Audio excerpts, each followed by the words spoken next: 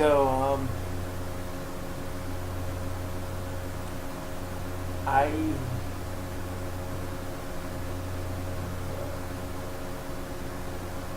you know that state where you're just so angry that you're just beyond feeling it? Like like you just go numb. I'm there right now.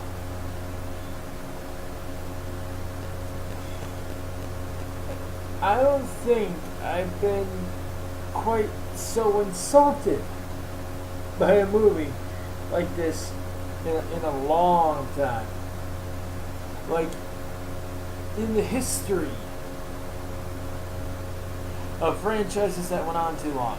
In the history of sequels that just stopped giving a damn. This is one of the worst cases. It really is. I can't explain it. I can. I want to spoil the living hell out of this movie. Part of me feels like I should, just to spare you, and also to cost them views, because not only was this bad. Okay, you know what? Wow. Okay, so not only did they ruin a protagonist that I thought was so badass in the last entry, especially not only for, I mean, she was a disabled woman. She was paraplegic, and yet she was able to take him on and technically win. And and then that happens. Like, oh boy. Okay, so long story short, Nika,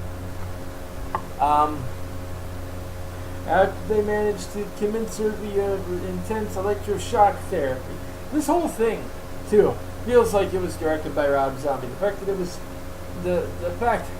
it was freaking directed. Oh my god! It was directed by friggin' Don Mancini, who wrote like the first 3 movies. In fact, I think he's actually written all of them. So how he went from being good to sucking to putting out another good one to sucking this bad. This bad. Like, he doesn't even care anymore. No one does. At this point.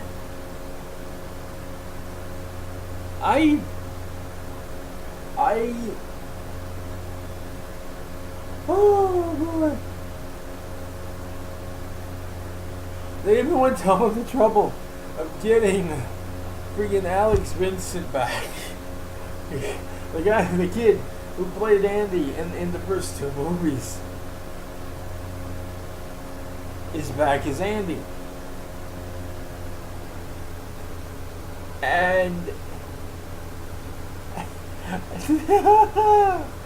they wasted him on this. I mean, we could have had an epic team of Andy and Nika, which is what the trailers for this thing sure as hell led me to believe we were getting. But no! No! We couldn't have that. We couldn't realistically have something awesome like that. Like, I'm going into this expecting Friday the 13th Part 6. I got Part 5. Okay? Like, God, half the deaths too are just the effects were decent, I'll give them that, but like they don't even make sense. And like there's some of them where it's like the camera angles and everything, you can't even tell what the hell is happening. When what's her name? Madeline dies, like he reaches down into her throat, pulls some, I don't know what the hell he's got. Is that supposed to be her tongue? Is that like her esophagus? What did he just pull out? And then you don't get to know because by the time the people get there and open up the door, he's got his whole arm ripped off and shoved down her damn throat. Like, why? What? Oh my god. Oh my god, this movie broke me. And then you find out the head doctor been apparently sexually abusing Nika the whole time. Oh, by the way, in the first like 15 minutes or so of the movie, the random sex scene lasts like 20 seconds, just random, thrown in there for the hell of it. I can't imagine why. It literally added nothing. It doesn't go anywhere. The guy that they seem like maybe is coming, they're building up to him, believe it or not. Nope, not at all. He's just a schizophrenic. And he got in your pants, and that's about all the contribution to that there is. Now the only thing I can think they might do if they ever get a sequel, which God forbid, is try to play up the whole Chucky in Nika's body is pregnant. Yeah, that's what happens, by the way. Chucky in Nika's body. Why?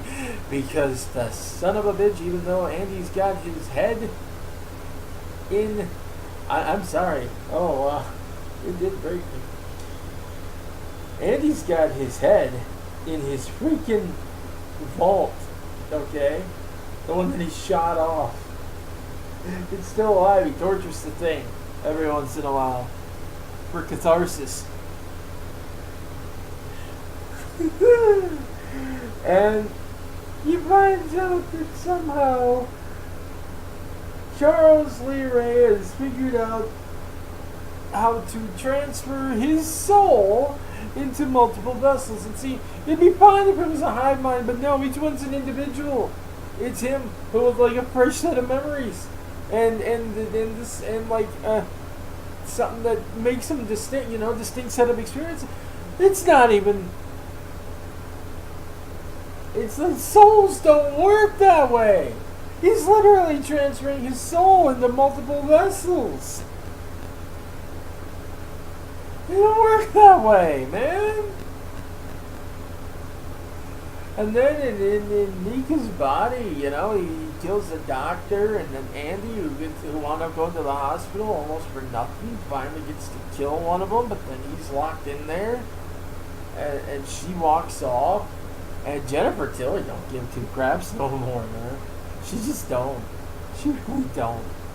Her delivery and everything, she doesn't care. And I can't blame her. I wouldn't care. The director didn't care. The movie doesn't care. Why the hell should she care? Just get the paycheck and go.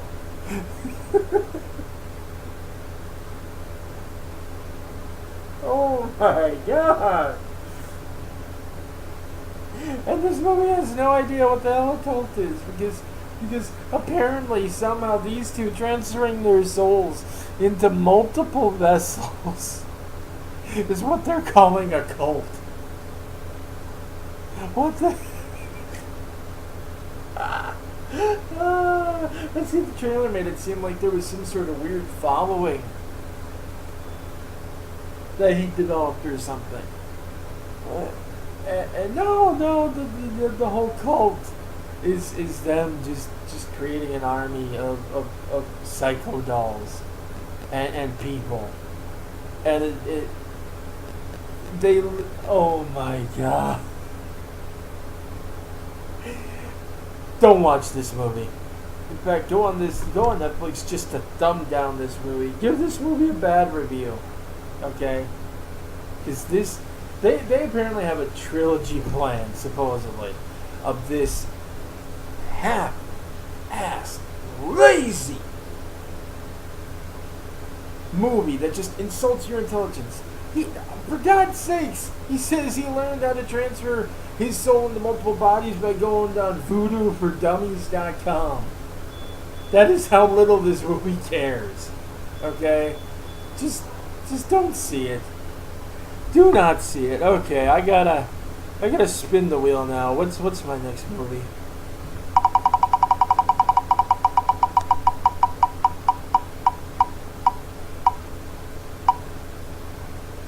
Oh, joy. We're doing Shin Godzilla next. On the plus side, even though I'm going into that movie knowing I don't like that movie, it can't possibly make me angrier than this. It just can't.